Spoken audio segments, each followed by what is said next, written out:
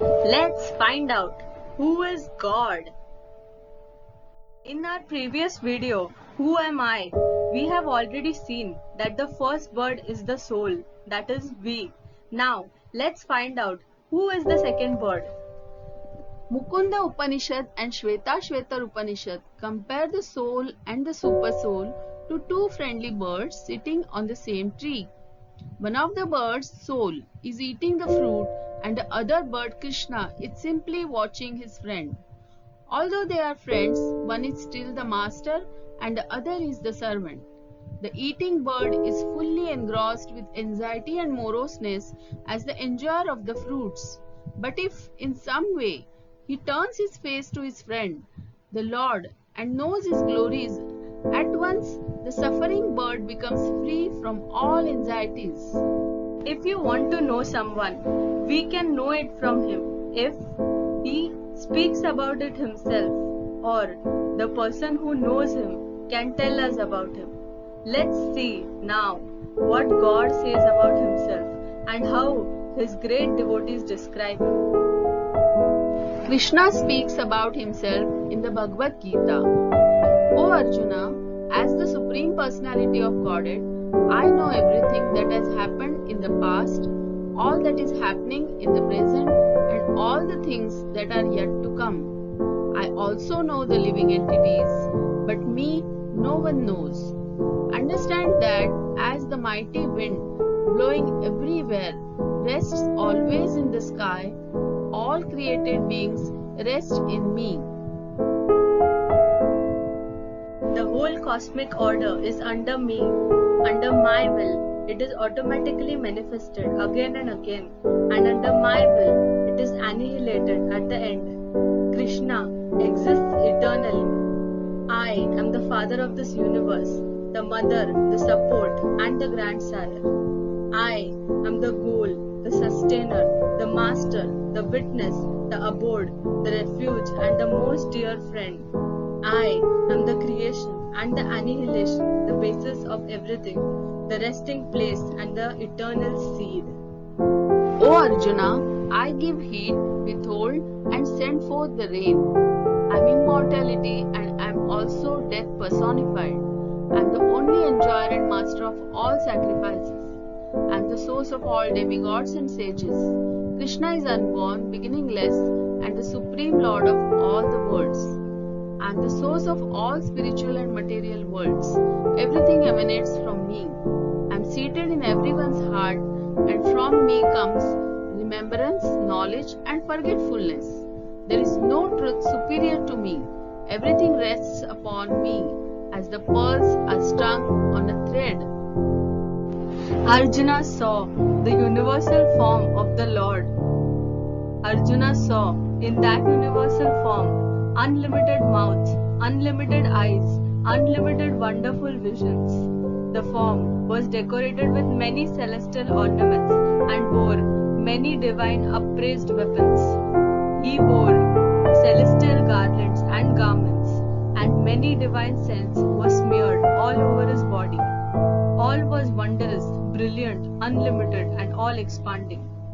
If hundreds of suns were to rise at once into the sky, their radiance might resemble the effulgence of the form. In the universal form, the unlimited expansions of the universe are situated in one place, although divided into many, many thousands. After hearing the Bhagavad Gita, Arjuna concludes, You are the Supreme Brahman, the ultimate, the supreme abode and the purifier, the absolute truth and the eternal divine person. You are the primeval God, you are unborn, and you are the all-pervading beauty. All the great sages like Narada, Asita, Devala and Vyasa proclaim this of you, and now you yourself are declaring it to me. The absolute truth, God, is realized in three phases. They are the Brahman effulgence, the Paramatma feature, and the Bhagavan feature. We can understand this by the example of the sunshine, the sun's surface, and the sun's planet itself. When we look at the sunshine, it is not different from the sun, and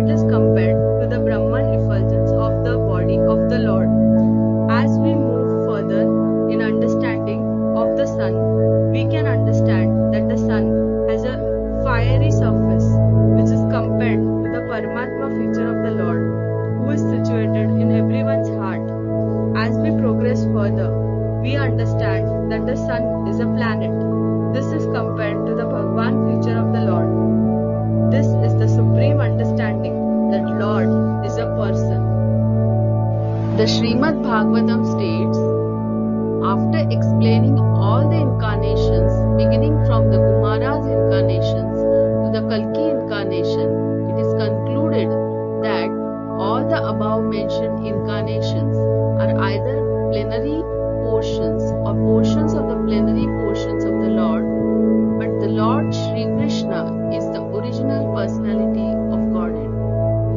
God is perfect and complete.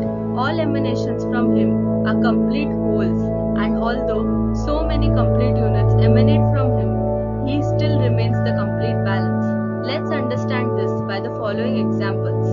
First example, in this world, if 1 plus 1 is equal to 2 and 1 minus 1 is equal to 0, but in the spiritual world, 1 plus 1 is equal to 1 and 1 minus 1 is equal to 1. Another example, if there are $1 million in your account in this world and if you withdraw $1 million, then what will be the balance? Of course, it will be nil. But in the spiritual world, if you have $1 million and if you withdraw $1 million, the balance will be $1 million. So, similarly, there are so many complete units which emanate from God. Still, God remains the complete balance. Even if you add something in God or you subtract something from God, God remains perfect and complete under all circumstances. Although in one place, He controls those who supply air and rain, He surpasses all in excellence. He is the greatest of all. He is unembodied, that is, He doesn't have a material body. He is omniscient. He is without veins, that is, He does not have material veins. He has been fulfilling everyone's desires since time immemorial. The second canto of Srimad Bhagavatam explains, Lord Krishna expanded himself as Mahavishnu or Karnodakshayi Vishnu, who is the creator of the total material energy. Garbhodakshayi Vishnu, who is situated within each universe, and Kshirodakshayi Vishnu, who lives in the heart of every living being. Now, let us see what are the different prayers of various devotees. According to Srimad Bhagavatam, O Lord, You are the topmost bestowers of all benedictions, the supreme enjoyer, the supreme cause of all causes, the greatest of all religious principles. You have a brain which is never checked by any conditions. The world is like a shadow resembling you. One accepts this material world as real because it gives glimpses of your existence. Brahma describes in Brahma Samhita, Krishna, who is known as Govinda, is the supreme personality of Godhead. He has an eternal blissful spiritual body.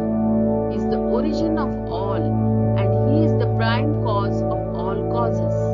I worship Govinda, the primeval Lord, the first progenitor, who is tending the cows, yielding all desires in abodes built with spiritual gems, surrounded by millions of desire-fulfilling trees, always served with great reverence and affection by hundreds and thousands of Lakshmis or Gopis. I worship Govinda, the primeval Lord, whose each of the body parts can perform the full-fledged functions of all the other organs. Krishna, although appearing as an ordinary human being, is actually the supreme personality of Godhead. Krishna simply imitated a human being. We can understand this by observing his extraordinary activities. Srimad Bhagavatam Canto 10 describes that when Narad Muni visited Krishna in his palaces, he observed that Krishna had 16,108 queens. For them, he had constructed 16,108 palaces, and in each palace, Krishna was personally present. That is, Krishna expanded himself into 16,108 forms and simultaneously lived with each queen. This is not possible for any ordinary human being to expand himself. At the age of 7, Krishna lifted the Govardhan hill. From his birth, he performed many extraordinary activities which cannot be done by any ordinary human being, like killing many gigantic demons like Putna, Agasur, which you will find in Srimad Bhagavatam, Canto 10, which proves that Krishna is not an ordinary human being. So, from all this, we can conclude that Krishna is the Supreme Personality of Godhead. Jai Shri Krishna!